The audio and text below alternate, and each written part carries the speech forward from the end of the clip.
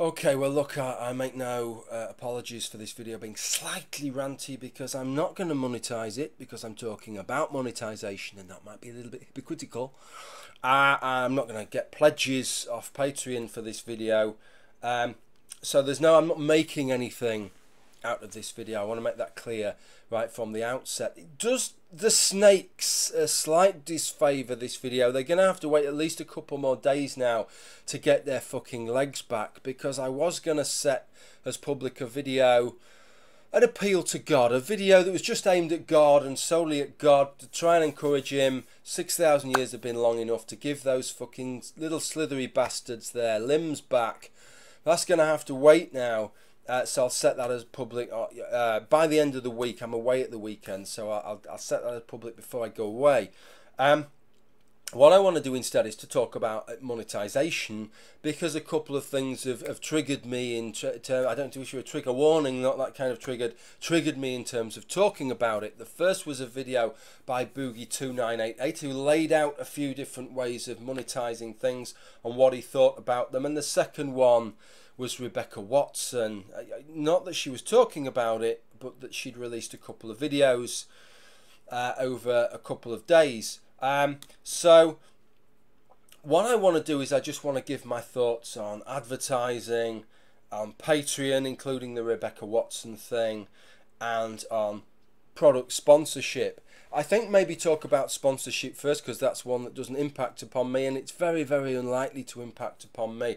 I think Boogie2988 said it right, that there are right ways and wrong ways to go around those kinds of things, and the first thing is to be fucking open about it, which is that let people know if you do anything that involves any kind of sponsorship or any kind of backhanders or whatever. Let people know that if you're reviewing a product and that you're being paid to review that product, let people know what you are doing. From my perspective, although that doesn't impact on me, the kind of ethos of that impacts on me, because however you're attracting money, however you're getting monetized, there are two ways in which you can do that.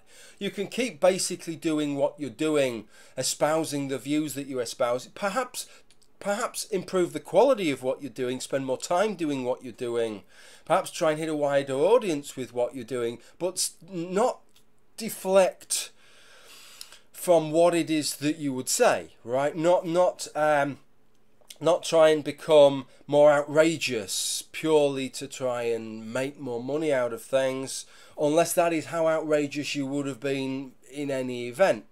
I think that's a legitimate way of doing things, and that's certainly how I try and do things, which is that I wouldn't say anything. If somebody said, I'll give you $500 if you call this person a wanker, or if you criticise this person, I wouldn't do that unless I thought in any event that person was worthy of that criticism, and unless that was the kind of thing that I would be criticising in any event. I think if you keep within the scope of that, then whatever you do, regardless of however anybody else perceives it, whatever you do, you're doing honestly and hopefully sticking within the remit of what you hope to do when you took your channel on board. As I say, the actual sponsorship of product doesn't apply to me, but to all these different things, even if it's just adverts on your video.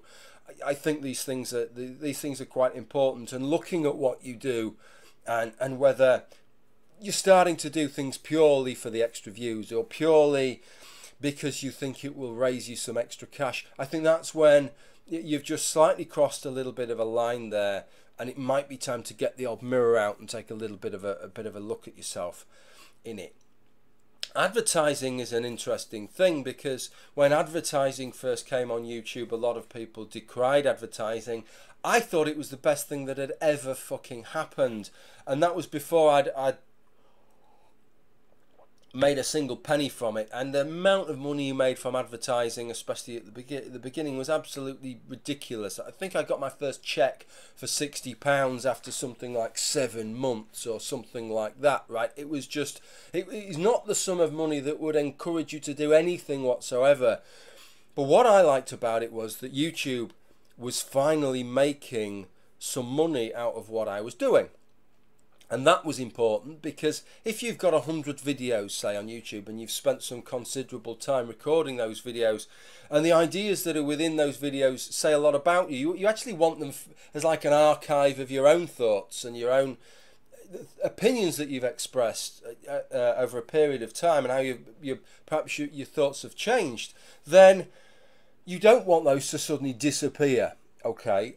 And so once you're in a situation then where the people that are hosting those videos are getting a little bit back for it, I think you feel a little bit more secure that what you're doing is a little bit more secure than it previously was. So I was very much all for advertising, and I'll be quite honest, if Google said to me tomorrow, Jim, we're going to keep advertising on your channel, right, you're going to keep having the option to monetize or not monetize, but you're not going to get any of the money whatsoever, what I will tell you, and I'll tell you this in all honesty, I would still have adverts on my channel, right? I would still have those adverts even if I got 0% of the revenue from that, because I just feel that it's right that for hosting and for distributing those videos, for the bandwidth, for all of that lot, that Google YouTube gets something back.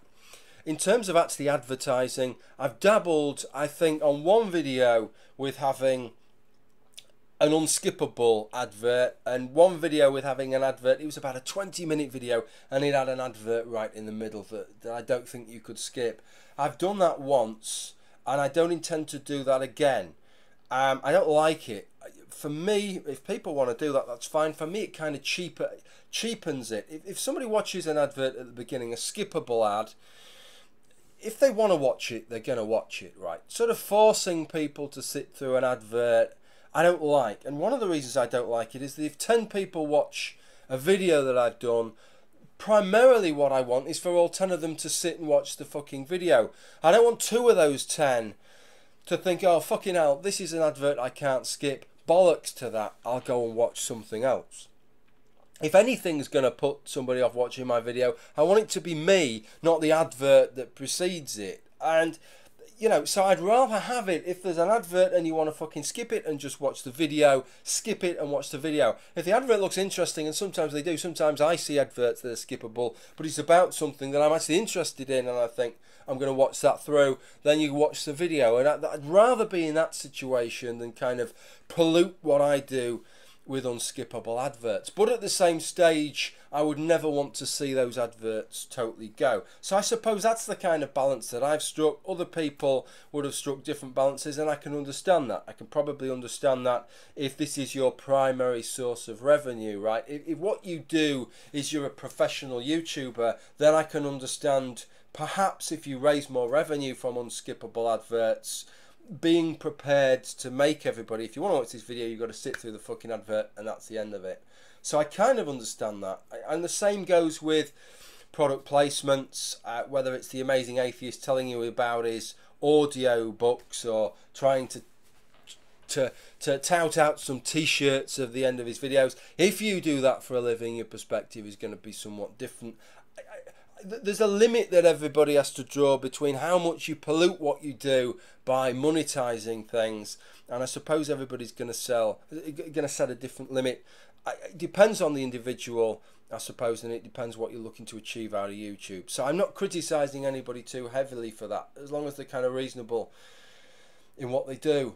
Patreon is something that is perhaps the newest thing, the newest kid on the block. And this is the thing that made me want to do this video today rather than the video that I was just going to set public, which is a somewhat more polished and somewhat shorter video, which is these 2 videos that Rebecca Watson had done. And maybe right at the end of this video I'll talk about the content of those videos. But before I get to that, I think there are... people have different perspectives on what they're looking to get out of having a Patreon account, different reasons for having that account. Of course, that's going to impact on what they do. With respect to Rebecca Watson's Patreon account, since that's what I was talking about there, her channel is not substantially larger than mine. The number of views she gets per video is not substantially larger than mine. but a video, every video she puts, a pledge level is at something like $700 odd per video, which is huge, massively out of scale of any other YouTuber that I've seen. But we all understand the context of this, which is that people aren't donating, pledging to Rebecca Watson because she does these fantastic and marvellous videos. Although some people might like her videos, I like her videos enough to at least subscribe and to see what she's talking about after all. But they're pledging because they want to give her some support. They want to say, yeah, I'm on your side, Rebecca, so I'm going to throw some money your way. It's got nothing really to do with the content of the videos, and I've absolutely no problem with that, right? I mean, it's not for me to tell people why give money to this person or this organisation, why give money to this person or this organisation. That's an entirely legitimate reason to pledge and donate to Rebecca Watson. Of course it is. But how you respond to the pledges you receive, I think, indicates a few things. And the way that these last two videos have come out, I don't know, it looks a little bit cynical from my perspective. And to try and explain why, let me try and put a bit of background in here, which is that if you choose to pledge to somebody, you choose an amount. If it's done per video, an amount per video. So let's say you choose $4 per video, okay. And then you can also set a maximum. So you might set a maximum of $12. So that means that the first 3 videos in any 1 month, you will end up donating $4. Then you don't donate anymore. If you donated $20, the first 5 videos you donate $4, then you wouldn't donate anymore. Most people, half the people it would seem, don't set a pledge limit from what I've experienced. Half the people do, and of those people that do, it's generally 3, 4 or 5 videos. Okay, so if you wanted to sort of, you could have 101 reasons for wanting donations. I've already done videos where I've explained what my reasons are. If your reason was to sort of use those pledges as some kind of cash cow to just kind of milk the little udders of your patrons, then you'd be looking really at making sure that you get at least 4 or 5 videos every month. It's probably not worth going beyond that. If you do, you'll probably end up, well, the revenue will go down because you'll have hit a lot of maxes, and you'll start, unless those videos are of sufficiently high quality to justify it, in which case it wouldn't be an issue. But if they're not, then you're going to start to piss a lot of people off. It's going to become pretty obvious what your game is. But what it seems here, this is how it comes across to me, right? I can't tell you what Rebecca's intent is. I can only tell you how it appears. I've got my mobile phone there, which is going to be replaced with a Galaxy Note 4 on Friday. But I've got my old S3 there. And I get a little, when people upload a video that I am subscribed to, I get a little notification. And 15 hours separated these notifications that Rebecca had uploaded videos. They were both videos that were fractionally over 3 minutes long. Both videos that took, I was going to say a minimum of editing. I suppose a minimum of editing would be no editing whatsoever, which is not the case. They did involve some editing, but maybe 1 or 2 edits. A picture just inserted on one video and just a little bit of video on the other. You know, the amount of editing that would maybe take you half an hour's editing, 15-20 minutes recording, and maybe half an hour, 3/4 of an hour thinking time, maybe, let's say, for each video. So maybe, let's say, 3.5, 4 hours work for both videos. Uploaded over 2 days, right at the end of the month, on a month where she'd only got 2 videos out. Every video she does is pledged. She'd got 2 videos out that month, and then 2 videos, 2 3-minute videos, right at the end of the month, one day after another, that have taken, on the face of it, a minimum amount of effort. Just looks like you're trying to attract 2 more sets of donations before the month ends. And obviously, when your donations amount to about $700 a video, that's a fucking shitload of money for a couple of hours work, really. So I'm not saying that's why Rebecca's done it, right? That's for you to decide why you think these videos have suddenly come out. We all have ideas on things like that, but what I'm saying is, even if I was in her shoes, I would think this is going to look a little bit cynical to have done something like this. It's going to look like I've rushed these 2 videos out because it's the end of the month and I want to get a couple more out before the Patreon resets for the start of the next month, so that I can make another. She won't have got $720, which I think is what she stands at. I don't think she'll have got that for each, but maybe $600 for each, $1,200, £800, something like that. Quite a lot of money for 2 or 3 hours work. Just the way it comes across, you know. And from somebody who started using Patreon myself, I'm very aware of how what you do comes across with regard to that. So I try and make sure that the things that I set to pledge have taken some more work, so that I can look at it from my own perspective and say, yeah, that justified that being a pledged video, as opposed to those other videos, rather than just setting everything to pledged and then rushing a couple out right at the end of the month. I don't know what anybody else thinks about that, specifically about that with regard to Rebecca Watson, and that's not supposed to be to pile on Rebecca Watson. It just came up in my feed, and it's just the fact it was the end of the month just looked a little bit, I don't know, just looked a bit cynical as I looked at it. That's the end of the video, right? That's pretty much all that I wanted to say. What I do want to say, I just comment on Rebecca's videos themselves, on the content of them. And yeah, so the first video was aimed at Eric Hovind. Some people criticised her for talking about Kent Hovind's jail sentence, as if that reflects on Eric Hovind.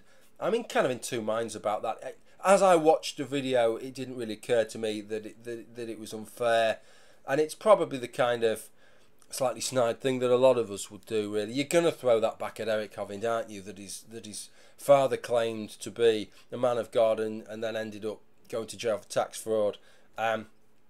He's kind of doing the same thing as his father, perhaps not the tax fraud, but the same business as his father, so it's going to get thrown back at him. So I wouldn't really blame her for that, and I didn't have any issues with the first video. I thought it was okay. Second video was on a pamphlet that the FFRF, the Freedom from Religion Foundation, is trying to get in these schools in America, or one specific school.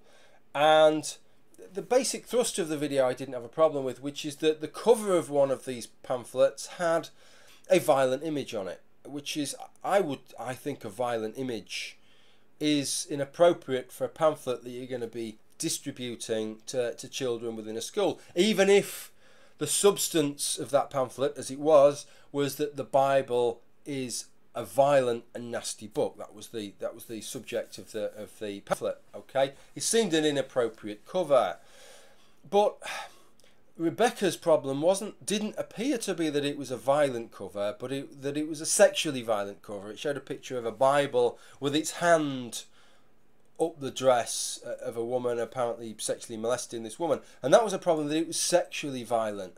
I get the feeling if the Bible was slitting somebody's throat, or if it was a picture of King Zedekiah having his eyes gouged out by King Nebuchadnezzar, she probably wouldn't have had a problem with that. She certainly wouldn't have felt motivated to make a video on it, but as it was, she felt it motivated to make a video and call out the fact that there was this violent act on the cover, and that because it was a sexually violent act against a woman, that it was therefore misogynistic. It demonstrated hatred of women, and then didn't seem to be able to differentiate it between the pamphlet claiming that it was showing that the Bible shows hatred of women. No, she was stating that the pamphlet somehow was demonstrating hatred of women, or was using the potential students' hatred of women as the grounds upon which that would encourage them to read the pamphlet. But of course it might not be. It might be the fact that they hate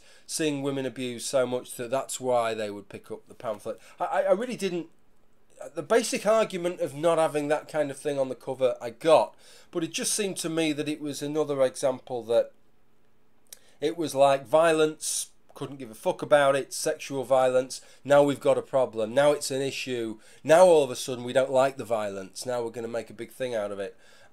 Whereas I just think terrible violence visited on a person is right or wrong, whether it's fucking sexual or not, as far as I'm concerned. That was the issue that I had with the video. I did say that this would be a rambling video, but it hasn't made me a fucking penny. If you've got anything out of this video, that's fantastic. Thank you for watching if you've got through to the end. Something a little bit more substantial will be out on Friday. Thank you for watching. Bye for now.